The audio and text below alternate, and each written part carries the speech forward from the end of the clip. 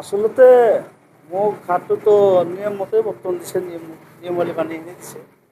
যিটো আপোনাৰ অফিচিয়েলি বৰ্তন হিচাপতে পাইছোঁ মই। মই ঘাটখন বৰ্তন পোৱাৰ পিছত মই কালিয়ে বৰ্তন পাইছোঁ, কালিয়ে মানে 1 তাৰিখত বৰ্তন পাইছোঁ মই।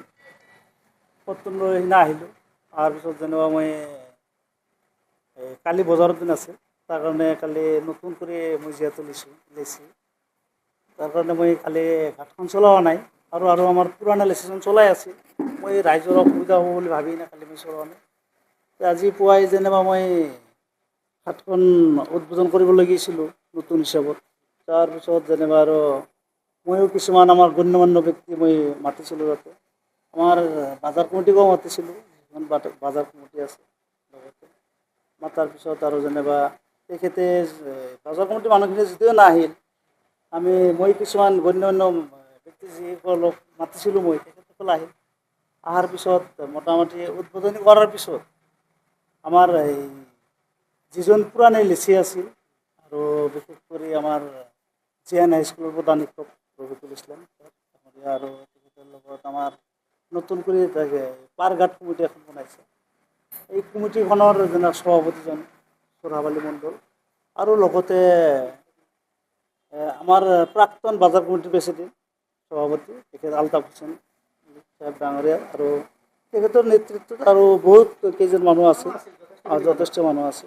আহি কিনে আমাক যেনিবা আৰু উল্টা পুল্টা কৰি সিদিনা যেনা কিবা কিবি প্ৰশ্ন কৰা আৰম্ভ কৰি দিলে।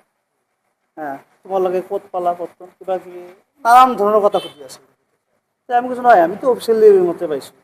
আপোনালোকৰ যদি কিবা আছে, আমিতো অৰ্ডাৰ দিছোঁ না, অৰ্ডাৰ দি পাইছোঁ, অৰ্ডাৰ কপি আপোনালোককো দিছোঁ। তাৰপিছত যেনিবা আৰু তেখেতসকল যেনিবা আহি কিনে আমাক কৈছে নহয়, খামখেলি মতে কিছুমতে যেনিবা আহি কিনে আমাক বাধা প্ৰদান কৰে। বাধা প্ৰদান কৰাৰ পিছত আমি ক'লোঁ নহয়, কিবা ভুল আছে আমাক কওক আপোনালোকে, আমিতো ৰাইজৰ বিৰোধ নহয়, আমিতো ৰাইজৰ লগতে আছোঁ না। নহয় নহয়, এইটো আৰু কেনেকুৱা ধৰণৰ কথা। ঘাট আৰু বৰ্তন অবৈধভাৱে দিব পাৰে নেকি? এইটো 1 মাহৰ কাৰণে দিছোঁ, 7,425 টকা। আৰু নতুন কৰি এতিয়া মই ন্যায়টো বিচাৰোঁ। মই যিহেতু নিয়ম নীতিৰ মাজেৰে মই ঘাটখন পাইছোঁ বা আমাক দিছে চলাবলৈ, মই চলাব দিব লাগিব মোক।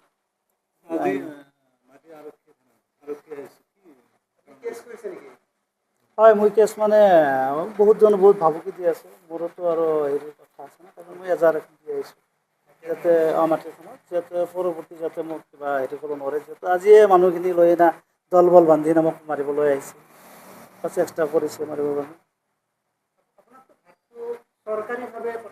হয়, চৰকাৰীভাৱে বৰ্তন দিছোঁ। মোৰ লগত ৰিচিপ্ট আছে, মই দেখুৱাব পাৰিম।